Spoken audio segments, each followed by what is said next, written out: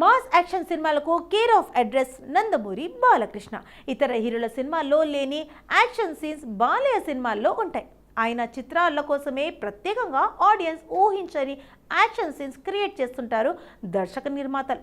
Balakrishna cinema వచ్చిందంటే చాలు comedy sentiment కాకుండా యాక్షన్ సన్నివేశాలు ఎలా ఉన్నాయో చూసేందుకు జనాలు ఎక్కువగా ఆసక్తి చూపిస్తుంటారు.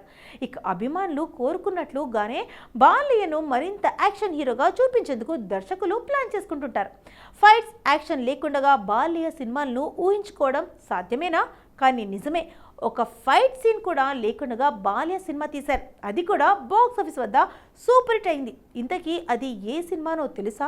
బాలకృష్ణ మొదట తన తండ్రి ఎన్టీఆర్ సినిమాల్లో నటించారు. చిన్న చిన్న పాత్రలు పోషించి ప్రశంసలు అందుకున్నారు. అందులో ఎక్కువగా పౌరాణిక చిత్రాలే ఎక్కువ. సాహసమే జీవితంలో సినిమాలో సోలో హీరోగా మారాడు బాలకృష్ణ. కమర్షియల్ సినిమాలతో భారీ విజయాలను అందుకున్నారు.